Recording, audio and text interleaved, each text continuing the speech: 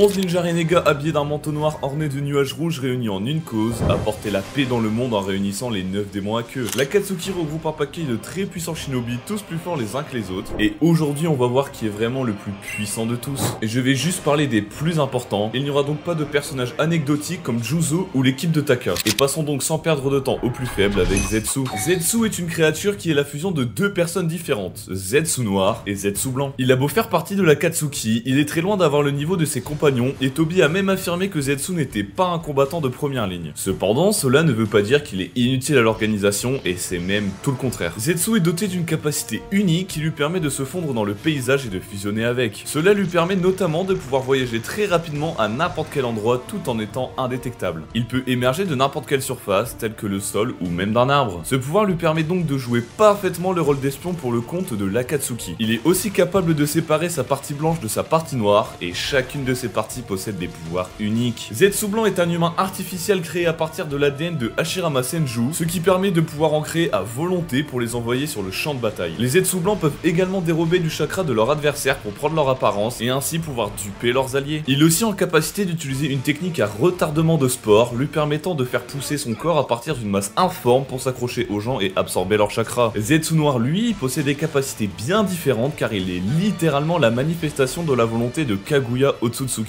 Il a pendant des siècles manipulé le monde ninja pour pouvoir ramener sa mère. C'est lui qui a modifié la stèle des Uchiha pour les forcer à activer le Tsukuyomi infini. C'est lui qui a manipulé Madara. C'est lui qui a accompagné Toby dans l'Akatsuki. Il était partout. Lorsque Zetsu noir est dans sa vraie forme, il n'est qu'une masse informe très compliquée à attaquer. Cependant, si ses adversaires sont suffisamment affaiblis, il peut prendre possession de leur corps et manipuler leur jutsu à volonté. C'est notamment comme ça qu'il a manipulé Obito pour réanimer Madara, et il a même su avec l'aide de Kaguya posséder le corps de Naruto et Sasuke alors qu'ils étaient à leur pleine puissance. Mais malheureusement pour lui, en combat singulier, Zetsu est bien moins efficace et il ne pourrait pas battre grand monde. C'est donc pour cela qu'il occupe la dernière place de ce classement. Et passons maintenant au prochain avec Hidan. Hidan est un ninja qui a décimé puis déserté le village de Yu pour rejoindre le culte de Jashin. Durant son temps au sein de cette religion, il a effectué plusieurs expériences sur son corps lui permettant d'obtenir l'immortalité. Cette capacité lui permet notamment de survivre à n'importe quel type d'attaque. Qu'il se fasse carboniser, transpercer ou même décapiter, il n'a qu'à rattacher ses membres et repartir de plus belle. Hidan possède également d'assez bonnes compétences en taijutsu, à tel point qu'il a su rivaliser avec Azuma et même avec Kakashi. Hidan manie une faux qu'il utilise pour attaquer à courte et à longue portée grâce à une bobine de métal reliée à son arme. Mais sa plus grande capacité réside dans le culte de Jashin. En utilisant sa faux, Hidan essaye de collecter le sang de son adversaire pour créer un lien avec lui. Lorsqu'il y parvient, il avale le sang collecté préalablement et dessine le symbole de Jashin sur le sol, ce qui change son apparence, lui donnant une peau noire avec des marques blanches semblables à des os. Cela lui permet de se transformer en une sorte de poupée vaudou qui est liée à son adversaire. Ce qui veut dire que toutes blessures infligées à Hidan seront infligées à la personne qui l'a maudite. Et il a même su tuer Azuma Sarutobi grâce à cette capacité. Cependant, cette technique a beau être très puissante, c'est la seule que Hidan possède et quand l'on comprend son fonctionnement, elle devient bien moins efficace car malgré sa grande puissance, la malédiction a besoin de beaucoup de conditions pour fonctionner. Elle peut être évitée si l'adversaire sait d'avance à quoi s'attendre et qu'il connaît l'incapacité à mourir de Hidan. Le lien entre la malédiction de Hidan et celle de son adversaire peut également être brisé si on force Hidan à sortir du symbole, comme l'a fait Shikamaru. Tout cela constitue la plus grande faiblesse de Hidan, son gros manque d'adaptation au combat couplé à un assez faible QI. Et c'est pour cela que lorsque Shikamaru a compris les faiblesses de sa technique, il a très vite su le neutraliser et le rendre bien moins utile en combat. C'est donc pour cette raison que malgré son immortalité, Hidan occupe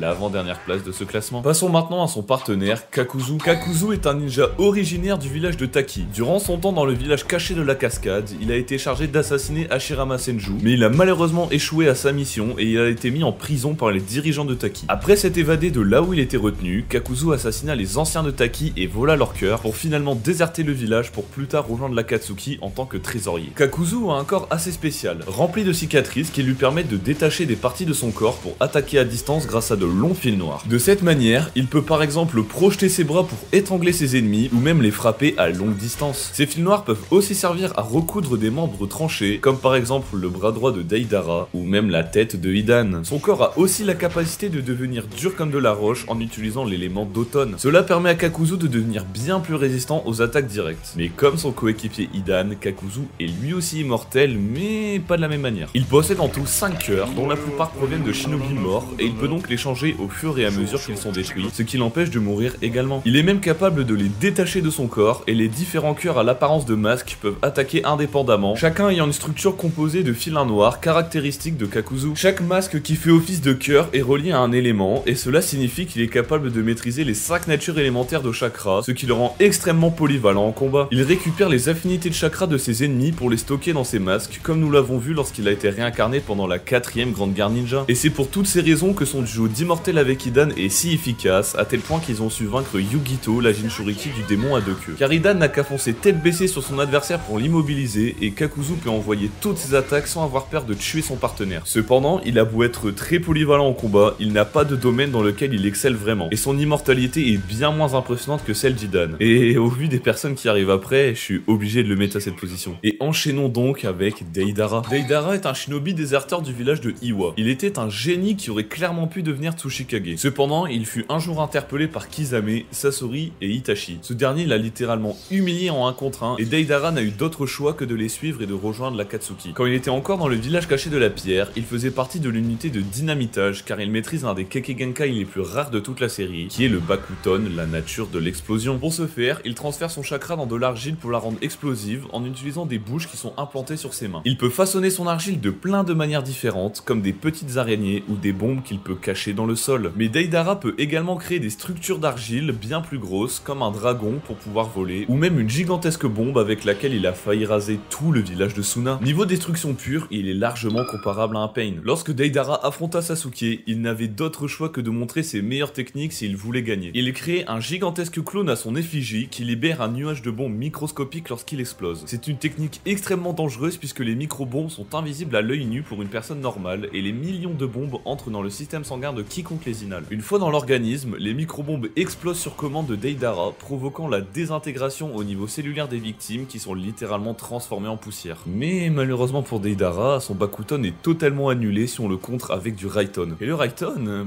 c'est la spécialité de Sasuke. Et Deidara se retrouve finalement vaincu, sans capacité de contre-attaquer. Mais en dernier recours, Deidara dévoile son ultime capacité, l'art ultime. Il arrache son t-shirt et dévoile une bouche sur son torse qui lui permet de transformer son corps tout entier en bombe. Cela crée une immense explosion qui rase tout dans un rayon de 10 km, maximisant les chances de tuer son adversaire. Mais le plus gros problème avec cette technique, c'est qu'il doit y laisser la vie, sans avoir 100% de garantie d'emmener son adversaire dans la tombe. Car lorsqu'il l'a utilisé sur Sasuke, il a su se protéger au dernier moment grâce à son invocation. Deidara possède également un viseur sur son œil gauche qui lui permet d'être plus précis et même d'être insensible aux illusions du Sharingan. Mais c'est un peu tout ce qu'il a pour lui, ces techniques ont beau être vraiment très puissantes, je suis obligé de le mettre là. Et enchaînons avec la prochaine membre, Konan. Konan est une orpheline du village de Hame. Elle fit la rencontre de Yaiko et Nagato, et ensemble ont survécu en temps de guerre avant de croiser la route de Jiraiya qui décida de les entraîner pour qu'ils puissent survivre dans ce monde si dangereux. Elle fut l'une des créatrices de l'Akatsuki original avec Nagato et Yaiko, qui était à la base un groupe pacifiste recherchant la paix. Konan avait dès son plus jeune âge un talent dans l'origami, à tel point qu'elle en fera sa spécialité en combat. Grâce à la danse du Shikigami, elle est capable de transformer son corps et ses vêtements en feuilles de papier, et de les manipuler à volonté pour s'en servir comme arme en créant de divers outils comme des shurikens ou des lances de papier. Elle était aussi capable de recouvrir ses adversaires de papier, les empêchant de bouger ou même de respirer. Konan était également capable de produire suffisamment de papier pour pouvoir le fusionner avec l'environnement, comme on l'a vu avec la création d'un arbre géant servant de cachette à Nagato. Mais son affrontement le plus exceptionnel est son combat contre Tobi. Après le sacrifice de Nagato, elle décida de quitter l'Akatsuki mais se fit vite rattraper par le vrai chef, Tobi. Elle essaya d'abord de le tuer avec une attaque suicide, mais échoua en lui emportant tout de même un bras et une partie de son masque. C'est en dernier recours qu'elle montra sa plus grande création. Konan ouvra littéralement la mer en deux, qui une fois divisée fait chuter l'adversaire dans un énorme abysse et fait exploser 600 milliards de parchemins explosifs, oui 600 milliards, qui explosèrent de manière continue pendant environ 10 minutes et sans interruption. Tobi aurait été mort s'il n'avait pas utilisé la technique interdite du clan Uchiha, l'Izanagi. Elle peut également fabriquer des ailes de papier, ce qui lui permet d'avoir une mobilité exceptionnelle en combat ou même d'être un parfait outil d'espionnage. Mais le plus gros problème avec Konan, c'est qu'on ne l'a pas assez vue en action. Elle est la membre de l'Akatsuki la moins représentée de toute l'œuvre malgré son duo avec le chef du groupe. Et c'est pour cela que malgré son immense potentiel, elle ne mérite pas une place plus élevée sur le classement. Et parlons maintenant de Sasori du Sable Rouge. Sasori est un ninja déserteur du village de Suna. Alors qu'il était encore un enfant, ses parents furent tués par Sakumo Atake, le croc blanc de Konoha. Il passa le reste de son enfance élevé par sa grand-mère, Shio la marionnettiste, qui lui apprit l'art des marionnettes. Mais il déserta finalement son village à l'âge de 15 ans avant de rejoindre l'Akatsuki. Sasori est le seul à connaître la technique permettant de créer des pantins à partir d'êtres humains. Grâce à cette technique, il s'est construit une armée composée de pas moins de 298 pantins. Il a même su tuer puis transformer en marionnette le 3e Kazekage, alors qu'il était considéré comme étant le ninja de Suna le plus puissant puissants de tous les temps. Iruko est la principale marionnette de Sasori. Il s'en sert comme d'une énorme armure et pour garder son anonyme. Iruko est doté d'une énorme carapace sur son dos et d'une large queue de scorpion qui empoisonne gravement les gens qu'il transperce. Sa bouche peut tirer des aiguilles empoisonnées et son bras gauche est une sorte de bombe à fragmentation qui contient également des aiguilles empoisonnées. Mais lorsque Sakura a détruit Iruko d'un seul coup de poing, la véritable apparence de Sasori fut révélée. Shio était choqué de voir qu'il n'avait pas vieilli du tout, car en réalité, il a aussi transformé son propre corps en marionnette. Et c'est à ce moment-là qu'il révéla à sa grand-mère qu'il est à l'origine de la disparition du troisième Kazekage. La marionnette formée à son effigie lui permet d'utiliser son jutsu unique, le Satetsu, aka la limaille de fer. La limaille est un jutsu comparable au sable de Gaara dans son utilisation. Sasori est capable de lui faire prendre n'importe quelle forme, de le manipuler à volonté, et la limaille de fer est elle aussi empoisonnée. Après la destruction de cette dite marionnette par, Sakura encore une fois, Sasori décida d'utiliser son propre corps transformé en pantin. Il dispose d'un très gros armement, avec par exemple des lance-flammes ou même des hélices dans son dos lui permettant de trancher ses adversaires. Il possède également des parchemins d'invocation avec lesquels il peut utiliser sa plus puissante technique, le théâtre des 100 pantins. Sasori invoque 100 marionnettes d'un seul coup qu'il peut manipuler simultanément. C'est une technique très dangereuse qui a même forcé Shio à utiliser son meilleur jutsu, et Sasori avoua même qu'il a su conquérir un pays tout entier rien qu'en utilisant cette technique. Son seul point faible réside dans son cœur, qui est la seule partie qu'il a conservée de son corps original. Car si on parvient à le détruire, cela tuerait Sasori sur le coup. Et beaucoup de personnes semblent le sous-estimer à cause de sa défaite contre Sakura et Shio, mais il ne faut pas oublier qu'il s'est laissé tuer à la fin du combat, sinon les deux Kunoichi auraient été tués. Dans l'Akatsuki, il formait un duo avec Deidara qui a même affirmé que Sasori était meilleur que lui. En d'autres termes, il est un très puissant ninja capable de tuer des shinobi qui ont un niveau de Kage, et il mérite grandement sa place au milieu de ce classement. Et passons maintenant à Kisame Oshigaki. Kisame est un ninja originaire du village caché de la brume. Il est réputé comme étant le monstre de Kiri et il est le plus puissant des 7 épéistes de la brume. Il tua son sensei Fukuki pour lui voler son épée Sameada avant de déserter le village pour finalement rejoindre l'Akatsuki. Kisame est très fort physiquement et possède une immense quantité de chakra. Il a tenu tête à Gai qui a été forcé d'utiliser le pan matinal pour s'en défaire alors que ce Kisame n'était qu'un clone avec seulement 30% de son chakra. Neji déclara même en voyant le clone de Kisame qu'il n'avait jamais vu une telle quantité de chakra depuis Naruto. Il démontra une nouvelle fois sa force dans son ultime combat où il arriva à détruire le Mokuton de Yamato même après avoir encaissé le tigre du midi de Gai. Ses capacités reposent essentiellement sur l'utilisation de son épée Sameada. Sameada est l'arme la plus puissante du village de Kiri. Elle permet à Kisame de voler le chakra de son adversaire, ainsi plus son adversaire est fort, plus Kisame devient fort. Et c'est d'ailleurs grâce à cette épée qu'il est considéré comme étant le meilleur en matière de capture de bijoux selon Toby. Cependant, Sameada ne peut pas aspirer plus de 6 queues de chakra à la fois. C'est cette limite qui a permis à Bi de lui infliger de gros dégâts avec son lariat. Kisame est un expert du Suiton. Il est le deuxième meilleur utilisateur de tous les temps derrière Tobirama Senju, le deuxième Hokage. Il possède de nombreuses techniques d'eau comme la grande vague explosive ou même la prison aqueuse. Durant son affrontement contre Bi, Kisame utilisa son meilleur jutsu, la danse du requin dans la prison aqueuse. Kisame crée une gigantesque bulle d'eau visible à des kilomètres, piégeant toutes les personnes aux alentours. Il fusionne ensuite avec Sameada et obtient la capacité de respirer sous l'eau, couplée à une bien meilleure mobilité. Les personnes prisonnières de la bulle ne peuvent évidemment pas respirer et Kisame est capable de ressentir leur chakra grâce à son épiderme. Et pour couronner le tout, la bulle se déplace en fonction de Kisame car il en est constamment le centre, ce qui signifie qu'il est impossible d'y échapper. C'est grâce à cette technique qu'il s'est forgé sa réputation de meilleur chasseur de proies vivantes. Dans l'Akatsuki, il faisait équipe avec Itachi Uchiha, un autre ninja qui est lui aussi extrêmement puissant. Kisame est une légende du monde shinobi et l'un des meilleurs atouts de l'organisation. Il fut fidèle jusqu'à ses derniers instants, préférant même se suicider plutôt que de dévoiler la vraie identité de Toby, et enchaînons donc avec le traître Orochimaru. Orochimaru est un shinobi déserteur du village de Konoha. Il est l'un des 3 Sannin légendaires avec Jiraiya et Tsunade. Il eut comme sensei le grand Hiruzen Sarutobi et il a même failli devenir le 4e Hokage. Cependant, dû à ses expériences interdites, il fut mis à l'écart puis il décida finalement de déserter le village. Il est si fort qu'il a littéralement tué 2 Kage, le 4e Kazekage et le 3e Hokage qui était l'un des shinobi les plus puissants de son époque. Orochimaru est spécialisé dans l'utilisation de serpents qu'il est capable de lancer sur de grandes amplitudes avec suffisamment de puissance pour rivaliser avec Naruto 4 queues. Il possède également une énorme maîtrise dans le ninjutsu, son rêve étant de maîtriser toutes les techniques du monde ninja. Cependant, il savait très bien qu'il n'aurait pas pu arriver à ses fins en une seule vie. Il a donc mis au point une technique d'immortalité lui permettant de migrer son âme dans un nouveau corps, pouvant allonger son espérance de vie indéfiniment. Grâce à sa grande connaissance dans les serpents, il est capable de muer pour régénérer son corps. Et durant son combat contre Naruto, il a utilisé la poigne du serpent spectral avec une ampleur démesurée, créant une vague très dangereuse de serpents. Dans tout son arsenal de jutsu, Orochimaru maîtrise plusieurs techniques interdites, comme notamment l'un des jutsu les plus puissants du monde shinobi, les Edo Tensei. Il a appris cette technique puis l'a améliorée pour la rendre bien plus efficace que la version de Tobirama. Lors de l'invasion de Konoha, Orochimaru a utilisé l'Edo Tensei pour réanimer les 2 premiers Hokage pour littéralement tuer Hiruzen. Et en voyant la version utilisée durant la 4ème Grande Guerre Ninja par Kabuto, on comprend vite l'immense puissance de ce jutsu. Orochimaru a aussi une immense maîtrise dans les sauts, avec par exemple la marque maudite qui est son saut le plus connu. Grâce à ce dernier, il a soumis de nombreux ninjas pour les rendre plus puissants et pouvoir les contrôler. Ce saut lui permet en plus d'étendre sa vie car il peut être réanimé à partir de n'importe quelle marque maudite. Son arme principale est l'épée de Kusanagi qui est une très puissante épée qui peut s'agrandir à volonté tout en étant extrêmement solide. Orochimaru peut l'invoquer en la faisant sortir de sa bouche. Il pouvait également invoquer 3 remparts gigantesques pour se protéger d'attaques très puissantes. Orochimaru a prouvé à maintes reprises qu'il était une légende du village de Konoha et il a su instaurer la terreur dans le monde entier. Et parlons maintenant de celui qui a manipulé l'Akatsuki dans l'ombre, Tobi Uchiha. Tobi, ou même Obito Uchiha, est un ninja déserteur du village de Konoha. Il faisait équipe avec Kakashi et Rin durant son enfance, mais malheureusement, lors d'une mission,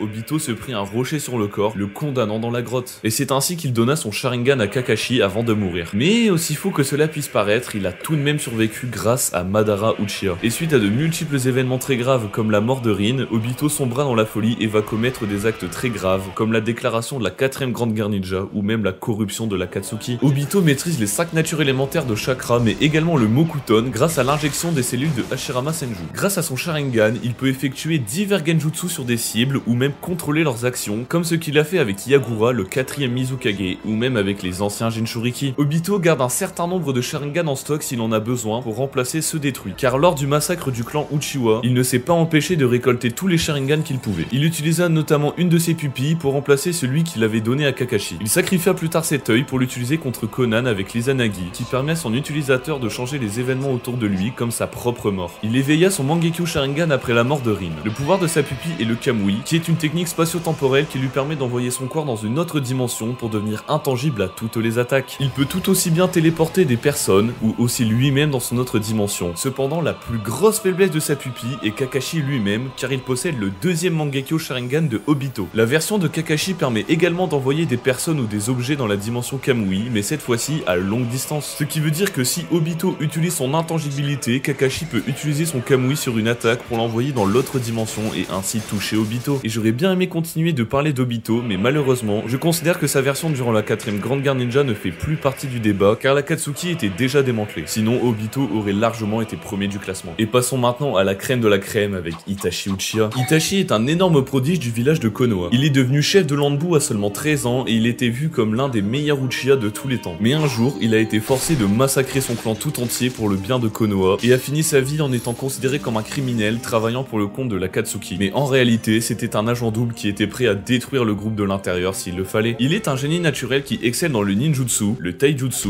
les sauts et surtout dans le genjutsu. Orochimaru et Tobi ont carrément assumé qu'Itachi était meilleur qu'eux. Il pouvait invoquer des corbeaux en grand nombre pour désorienter ses adversaires. Et étant donné que c'est un Uchiha, sa maîtrise du Katon est tout bonnement excellente en maîtrisant des jutsu comme la balsamine ou même la boucle de feu suprême à des niveaux très avancés. Itachi est très redouté pour sa parfaite maîtrise de ses pupilles qui est littéralement son plus gros point fort. Il éveilla son Sharingan à l'âge de 8 ans lorsque l'un des membres de son équipe fut assassiné devant ses yeux. Son Sharingan lui permet de voir le flux de chakra de ses adversaires ou même de mieux prédire leurs mouvements. Il éveilla par la suite l'évolution de cette pupille, le Mangekyo Sharingan, après le suicide de son frère d'armes Shisui Uchiha. Son Mangekyo lui permet d'utiliser 3 techniques surpuissantes. Amaterasu est une capacité qui permet à son utilisateur de créer des flammes noires dévastatrices qui ne s'éteignent pas avant d'avoir entièrement consumé leur cible. Le Tsukuyomi est l'un des plus puissants genjutsu qui existent. Il agit sur les 5 sens de la victime et Itachi peut les manipuler autant qu'il le souhaite. Le plus fou avec cette technique, c'est qu'elle dérègle totalement la notion du temps de son adversaire, comme on l'a vu avec Kakashi qui a été torturé pendant 72 heures dans son esprit, contre une seule seconde en réalité. Et durant son combat contre Sasuke, alors qu'il était sur le point de se faire battre, Itachi dévoila son ultime pouvoir, le Susanoo. Cela lui permet notamment d'invoquer le miroir de Yata et l'épée de Totsuka. Le miroir de Yata qu'il tient dans sa main gauche lui offre une défense absolue lui permettant de contrer tout type d'attaque, et l'épée de Totsuka dans sa main droite lui permet de sceller toutes les personnes qu'il transperce, comme ce qu'il a fait sur Orochimaru. Itachi est également un ninja doté d'une très grande intelligence, capable de prendre très rapidement des décisions en combat. Et même après sa mort, il avait élaboré un plan pour tuer Obito, qui a malheureusement échoué. Cependant, Kabuto décida de le ramener à la vie pendant la 4ème Grande Guerre Ninja, et Itachi exécuta le plus grand coup de génie de toute l'œuvre. Il a littéralement su briser le contrôle de l'Edo Tensei grâce au corbeau doté de l'œil de Shisui, qu'il avait placé en Naruto il y a de ça plusieurs centaines de chapitres en arrière. Un véritable coup de génie. Mais le plus gros problème d'Itachi est que son utilisation répétée de ses pupilles Toby l'a rendu quasiment aveugle et qu'il était atteint d'une maladie grave. En bonne santé, il aurait sans doute occupé la première place de ce classement. Et passons maintenant à la première position avec le chef de l'Akatsuki, Nagato Pain. Nagato Uzumaki est un orphelin originaire de Hame, pays dans lequel il a grandi avec Conan et Yaiko. Après la mort de ce dernier et la manipulation par Toby, il devient le chef officiel de l'Akatsuki. Nagato possédait une immense réserve de chakra grâce à ses gènes d'Uzumaki. Il peut enchaîner de très puissants jutsu sans avoir à se soucier de ses réserves. Il est un génie au même titre qu'Itachi et il a littéralement des pouvoirs divins. D'après Jiraiya, Nagato avait maîtrisé les 6 transformations de la nature du chakra et les 5 éléments dès l'âge de 10 ans. Et toutes ces prouesses ne proviennent que d'une chose, ses pupilles. Nagato possédait les pupilles légendaires de l'ermite Rikudo, les Rinnegan. Ces pupilles lui ont été implantées par Toby qui appartenait à l'origine à Madara Uchiha. Après son combat contre Hanzo, Nagato perdit la capacité de se mouvoir et pour pallier à ce problème, il créa 6 corps à partir de cadavres, attribuant à chacun d'eux une des capacités du Rinnegan. Il est capable de tous les contrôler en même temps grâce à des barres de chakra implantées dans chaque corps, et il prit soin d'utiliser le cadavre de Yaiko pour le faire en tant que Pain principal. Les corps de Pain peuvent donc utiliser toutes les capacités du Rinnegan, comme par exemple utiliser toutes sortes d'armes telles que des lance-missiles, lire dans les souvenirs de quelqu'un pour ensuite lui arracher son âme, utiliser de très puissantes invocations, tous dotés du Rinnegan, absorber n'importe quel type de ninjutsu et drainer le chakra d'une personne au contact, invoquer le roi des enfers qui, en attrapant la langue de la cible, détermine si elle ment ou pas. Si cette personne ment, le monstre lui arrache sa langue et son âme, mais si elle dit la vérité, il la relâche. Il peut également utiliser le roi des enfers pour réparer les corps de Pain détruits en combat. Mais le plus puissant de tous les corps est Tendo. Il manipule la télékinésie pouvant attirer et repousser des personnes. Utilisé à son plein potentiel, Tendo peut créer une immense explosion capable de raser un village tout entier. Mais il doit cependant attendre 5 secondes entre chaque attaque, ce qui constitue son seul point faible. Beaucoup de personnes oublient le fait qu'il existe un 7ème Pain qui est nul d'autre que Nagato lui-même. Il a littéralement un pouvoir sur la vie et la mort, pouvant réanimer des personnes tuées récemment. Cependant, ce pouvoir lui coûte la vie au vu du chakra qui lui est demandé. Et ce qui constitue le plus gros point fort des corps de Pain, c'est que leurs visions sont partagées grâce au Rinnegan, ce qui leur permet de voir tout ce qui se passe autour d'eux. Et imaginez une seule seconde si une seule personne avait tous les pouvoirs de Pain réunis, ça serait complètement abusé. Et ben, durant la 4ème Grande Guerre Ninja, Nagato fut réincarné par Kabuto, et cette fois-ci, il possédait tous les pouvoirs de Pain. Il était tout simplement inarrêtable. Après avoir absorbé une partie du chakra de Hashibi, il était à nouveau capable de se mouvoir tout seul. Et là, c'était vraiment la fête. Il a su sans effort immobiliser Bi et Naruto, et si Itachi n'était pas intervenu, Nagato aurait tué Naruto et Bi sur le champ. Et dites-vous que Kabuto n'a même pas su exploiter le plein potentiel de Nagato. Avec tous ses membres si dangereux, on comprend vite pourquoi l'Akatsuki avait une si grosse réputation. La moitié de ses membres avaient littéralement le pouvoir de battre des Kage, et à cause de leurs actions, ils ont failli détruire le monde Shinobi tout entier. Et donc si la vidéo t'a plu, n'hésite pas à t'abonner et à liker.